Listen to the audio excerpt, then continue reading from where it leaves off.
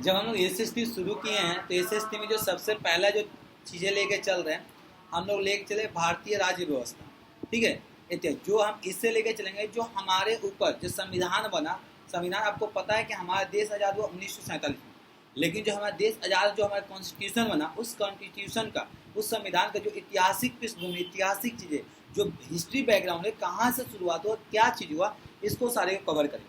आज कोशिश ये होगा 1773 से लेकर जो कंपनी ने शासन किया था हमारे ऊपर 1858 तक। आप सभी को पता है कि हमारे कंपनी ने 1773 से लेके 1858 तक किया था। उसके बाद 1858 से लेके 1947 तक किसने किया था?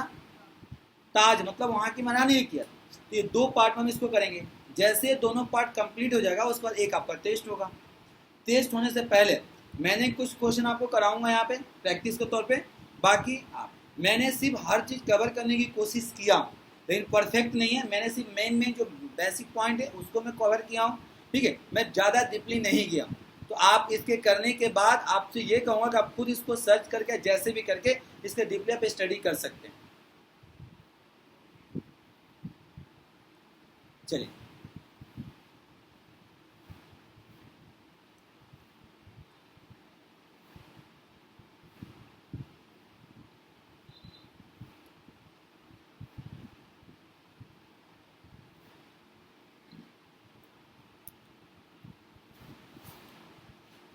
जैसे आप सभी को पता है कि भारत में ईस्ट इंडिया कंपनी 16 ईस्वी में, 16वीं शताब्दी में ईस्ट इंडिया कंपनी व्यापार करने के लिए भारत में आई।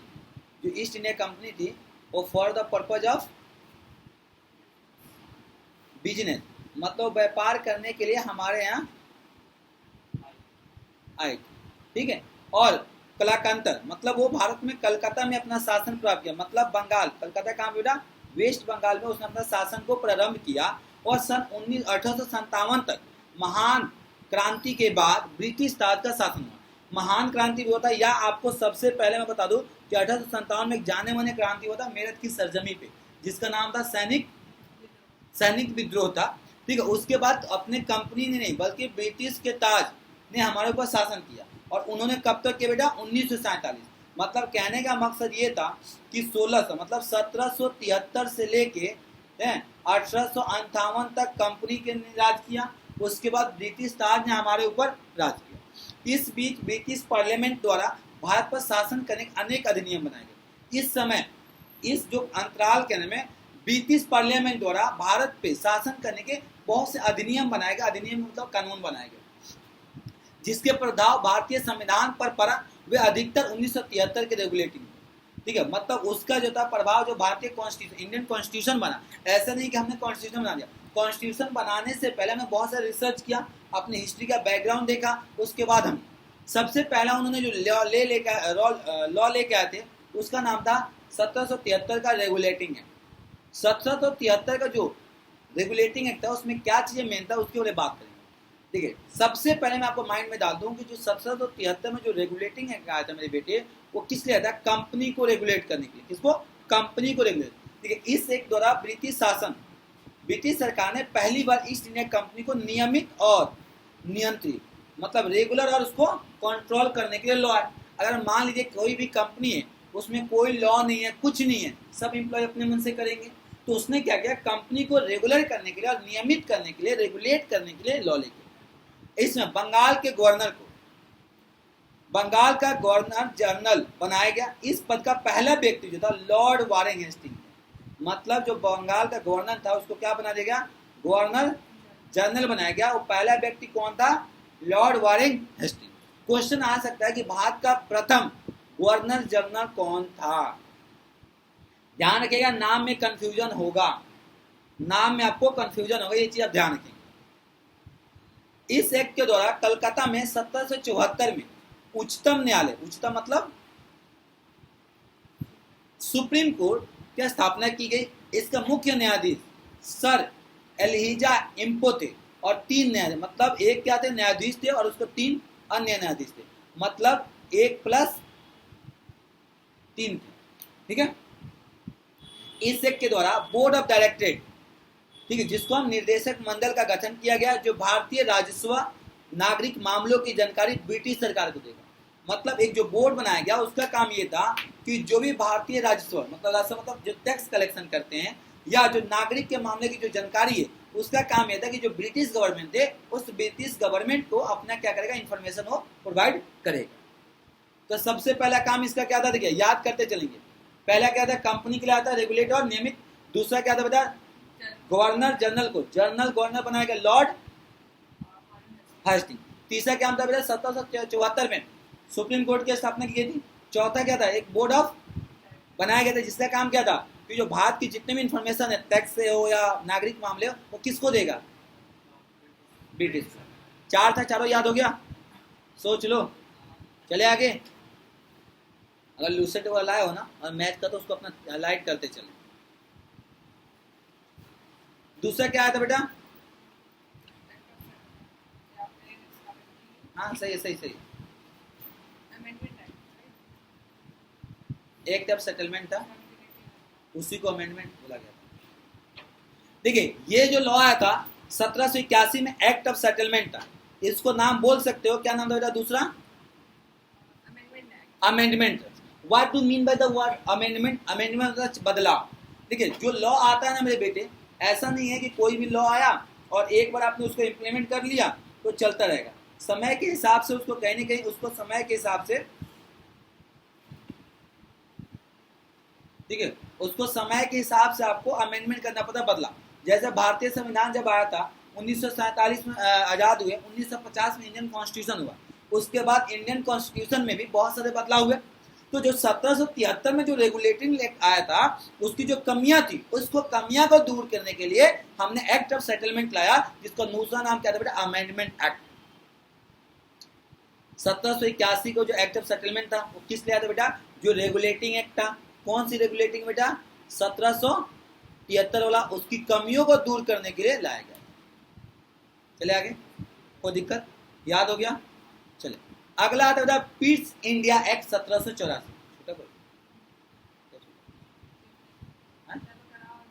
कुछ टॉपिक छूटा गया, मैं तो ज्यादा नहीं डाला हूं ना। जो एक्ट ऑफ सेटलमेंट में क्या कमियां था मैंने पहले ही बोला, मैं यूपीएससी लेवल के हिसाब से नहीं चलना है। ये जो पढ़ा रहा हूँ मैं यूपीएससी लेवल के हिसाब से नहीं है, ठीक है, क्योंकि उतना या डीपली हम लोग इस जितने भी कम्पिटेटिव एग्जामिनेशन पूछा था उसके, क्योंकि एक्ट ऑफ सेटलमेंट में सिर्फ इतना ही नहीं था, और भी था, क्या कमियां था, किसको कैसे दूर किया गया, तो उसमें मैंने इतने सारे ज़्यादा डीपली में मैं नहीं गया हूँ। बस इसमें यह बताया उसकी कमियों को दूर करना था, बाकी आप स्टडी कर सकते हो उसकी क्या क्या कमियां थी, ठीक है। दूसरा था पीस इंडिया एक्ट 1784।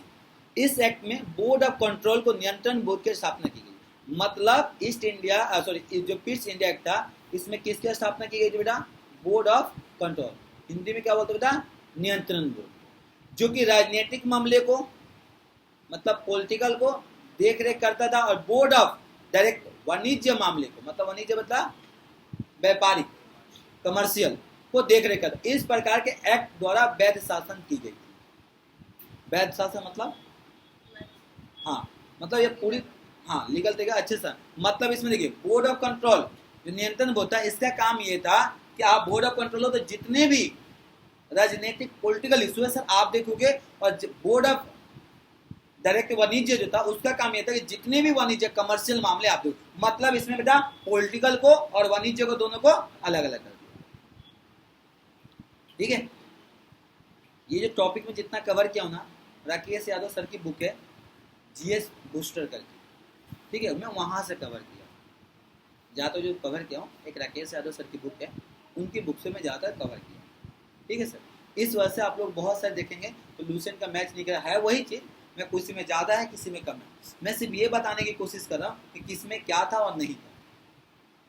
बाकी अगर ज्यादा डीपली चाहिए तो लक्ष्मीकांत सर की बुक है, ठीक है, आप उसको प्रेफर कर सकते हैं। इससे ज्यादा किसी को डीपली चाहिए तो आप लक्ष्मीकांत सर की बुक है उसे प्रेफर कर सकते हैं, ठीक है। जितना ज्यादा डीपली ये जब यूपीएससी वगैरह का आप तैयारी करेंगे या बीपीएससी वगैरह का, स्टेट पीसीएस का, तो उसमें ज्यादा डीपली पूछा जाता है।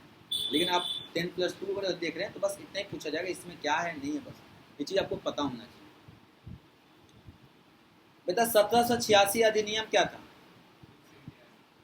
भाई, पीस इंडिया एक्ट 1784 था, दूसरा भी इसका, इसमें नाम क्या था जो 1786 का जो आया था अधिनियम, इसमें बता गवर्नर जनरल की विशेष परिस्थितियां अपनी परिषद का निरस्त करने अथवा लागू करने का अधिकार था। मतलब निरस्त मतलब बेटा खत्म करना, और या उसको चाहे तो क्या कर सकता है भाई, अपने अधिकार को लागू कर सकता है। गवर्नर जनरल को प्रधान सेनापति की शक्तियां प्रदान थी। जो गवर्नर जनरल था उसको क्या थी बेटा, जो प्रधान सेनापति थे उनकी जो भी पावर था वो इनको प्रदान थी। इस प्रकार वे दोनों अधिकार सर्वप्रथम लॉर्ड, सबसे पहले किसको मिला था बेटा, लॉर्ड कॉर्नवालिस को मिला था। मतलब ये कह सकते हो कि उस समय 1786 में कौन था हमारे गवर्नर जनरल, लॉर्ड कॉर्नवालिस, जो ये उस समय जो था, क्योंकि उससे पहले तो दिया नहीं गया था। तो ये भी क्वेश्चन पूछ सकता है कि सर्वप्रथम ये अधिकार किसको मिला था। तो ये ध्यान रखेंगे जो 1786 ईस्वी में 1786 में जो गवर्नर जनरल था उनको मिला था। तो कौन थे बेटा, लॉर्ड कॉर्न, ठीक है। दूसरा यहां से चार्टर आना शुरू हो गया था 1786 के बाद हमारे यहाँ चार्टर आना शुरू हो गया था, चार्टर। तो सबसे पहले चार्टर अधिनियम कब आया था मेरे बेटे, 93 में। इस एक द्वारा कंपनी सभी सदस्य और कर्मचारियों को किसके लिए बेटा, वेतन भत्ता भारतीय राजस्व दिए जाने का प्रावधान। मतलब इस अधिनियम में ये था कि भारतीय को सैलरी, सदस्य को जो कर्मचारी थे उनको क्या था, सैलरी दिया जाएगा, भत्ता का मतलब होता है अलाउंस, और भारतीय राजस्व में से दिए जाने का प्रावधान था। मतलब जो भी भारत का टैक्स आएगा उससे इन चीजों को हम इनको पे अप करेंगे।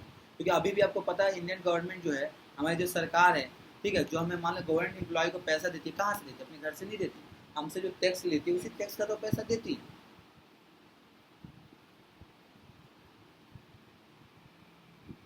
93 के बाद 20 साल बाद, ठीक है। पहला चार्टर 93 में आया था, दूसरा 20 साल बाद आया था। पहले चार्टर 20 साल बाद आया, फिर लास्ट में आएगा 10 साल पे आने लगा, 20 साल पे, ठीक है। सबसे पहले चार्टर अधिनियम की बात करें, दूसरा कब आया बेटा, 1813 में, मिलेगा बुक में, लूसेंट में। इस अधिनियम द्वारा कंपनी व्यापारिक लाइसेंस 20 वर्ष के लिए बढ़ा दिया गया। जो भी कंपनी ने जो ट्रेड लाइसेंस था उसको बढ़ा के कितना कर दिया, 20। ये आप बताएंगे मेरे को कि पहले कितने साल का था,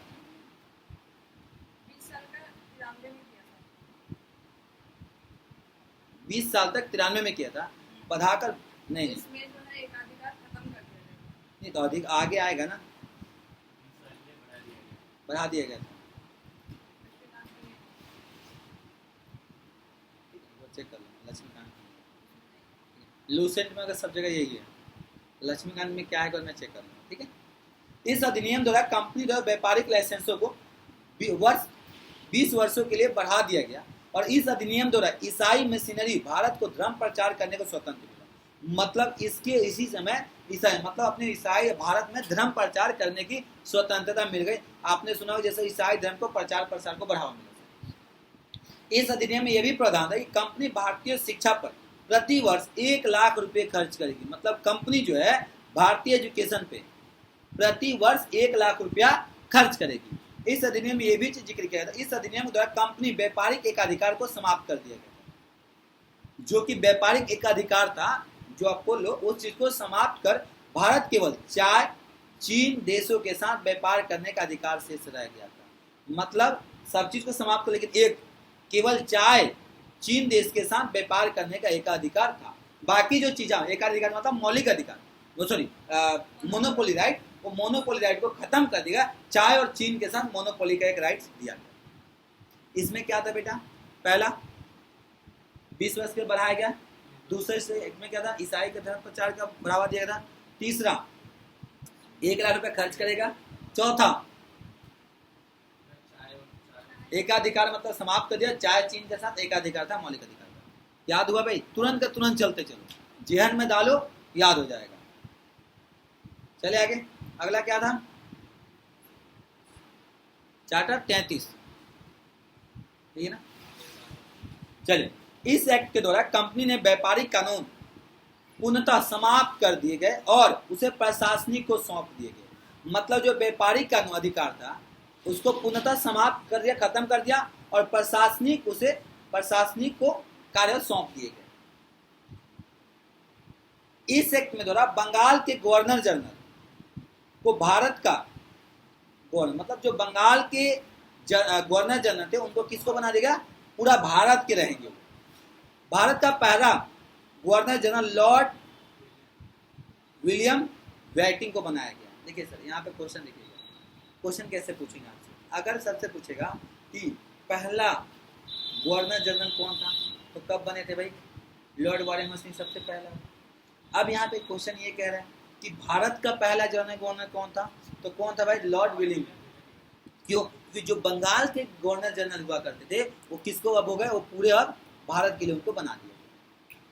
इस एक द्वारा भारत में दास प्रथा का उन्मूलन किया गया, मतलब लेकिन दास प्रथा के लिए कानून भी बना दिया। क्या था दास प्रथा,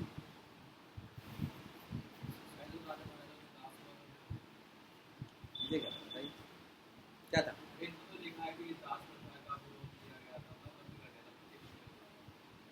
बेसिकली बेगारी करवाना कि जो कोई भी दास जो रहते थे मालिक के ही अधीन रहते थे, उनका कोई अपना बनुआ मजदूर जानते हैं, बोल सकते हो, बेगारी बनुआ मजदूर, ठीक है। तो उसमें क्या था, दास प्रथा को उन्मूलन किया गया और उसको दास प्रथा के लिए उस समय 1843 में कानून भी बनाई गई। अंग्रेजों ने एक चीज दो चीज अच्छा किया था, जैसे सती प्रथा का विरोध किया, बाल विवाह का उन्होंने विरोध किया, और उसी अंग्रेजों ने विरोध करने के बाद हमारे जो देश के समाज सुधारक थे, आपने नाम सुना ईश्वरचंद्र विद्यासागर, फूलन देवी, बहुत से अपने समाज सुधारक का नाम सुना होगा, जिन्होंने बाल विवाह के बारे में लोगों को एजुकेट किया, ठीक है। जैसे आपने सुंदरलाल बहुगुणा का नाम सुना होगा, जिन्होंने चिपको आंदोलन से पेड़ को पर्यावरण को बचाने की काम किया था। सुंदरलाल बहुगुणा जो उत्तराखंड की सरजमी से ताल्लुक रखते थे, ठीक है। ईश्वरचंद्र विद्यासागर का नाम सुना होगा, ठीक है। अभी हम एक एक करके पढ़ेंगे।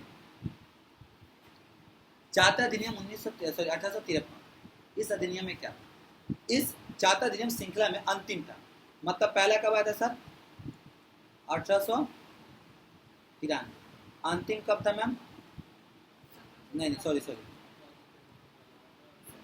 1700, अंतिम कब था सर, 1813। इसके बीच में कौन है मैम, 1813, इसके बीच में क्या है, कितना है, 1810। तो भारत में टोटल कितने चार्टर है, 4। अंतिम कौन सा था, 1873। इस अधिनियम में चार्टर से अंतिम माना गया था। इस अधिनियम के द्वारा गवर्नर जनरल को विधायी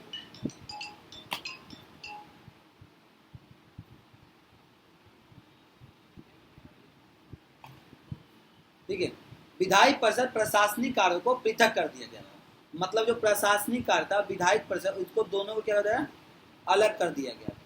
इस अधिनियम के अंतर्गत गवर्नर जनरल को परिषद में 6 सदस्य शामिल कर दिए गए।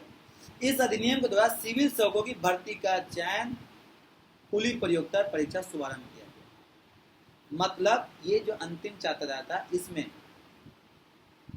यूपीएससी सिविल सेवा का, इसके लिए ओपन खुली प्रतियोगिता के लिए शुभारंभ किया गया। और सुन लीजिए सर, ये उस समय से चलते हुए जब तक हमारा भारत रहेगा, ये प्रशासनिक सेवा, और उस समय भी सबसे टॉप लेवल पे माना जाता था, और आज भी हमारे देश में सबसे टॉप लेवल पे माना जाता है। एक बार कर लोगे क्लियर ना भाई, जिंदगी क्या, आने वाले जनरेशन सुधर जाएगी। लास्ट है क्या, भारत अधिनियम शासन यहाँ से शुरू हो गया था, आप अपने में ना देखें, इसमें डीपली है, इसमें शॉर्ट है, ठीक है। इस अधिनियम को भारत शासन का अच्छा बनाने का अधिनियम नाम दिया गया।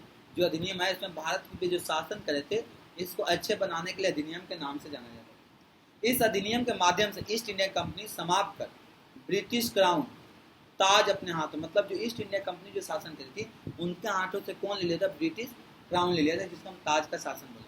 इस एक्ट के द्वारा गवर्नर जनरल का पदनाम बदल के क्या रख दिया गया, वायसराय रख दिया गया। भारत का प्रथम वायसराय कौन था, लॉर्ड कैनिंग।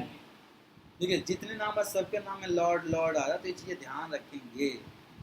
कैसे याद करना है वो आप देखेंगे। Lord Warren Hasting, Lord Williamson, Lord Canning, सबका है, ये चीज आप ध्यान रखेंगे सर। इस एक्ट के द्वारा बोर्ड ऑफ कंट्रोल और बोर्ड ऑफ डायरेक्टर को समाप्त, मतलब जो बोर्ड ऑफ कंट्रोल जो बना था, किसके लिए बना था मैम, सर किसके लिए बना था, अभी बताया था ना, अब बोर्ड ऑफ डायरेक्टर अभी बताया था, वाह।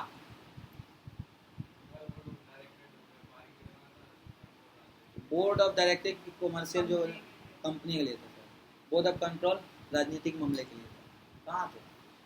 इसमें भारत में वैध शासन प्रणाली को समाप्त हो गई थी और इस एक्ट के द्वारा भारत के सचिव पद बनाया गया, जिसकी सहायता के लिए 15 सदस्य, एक जिसमें उसको हेल्पिंग के लिए 15 मेंबर होंगे। इस एक्ट द्वारा मुगल साम्राज्य को पद समाप्त कर दिया गया। जो मुगल साम्राज्य का जो पद था उसको समाप्त कर दिया। भारत का अंतिम मुगल शासक, हाँ अंतिम मुगल शासक हाँ बहादुर शाह जफर थे, जो कि आपको पता है ना बेटा, जो सैनिक विद्रोह हुआ था। सैनिक विद्रोह मेरठ से हुआ। मेरठ के लोग कहाँ पे कूच किए थे? दिल्ली में। और दिल्ली में जाके अपने आप को किसको मान लिए थे राजा? बहादुर शाह जफर को।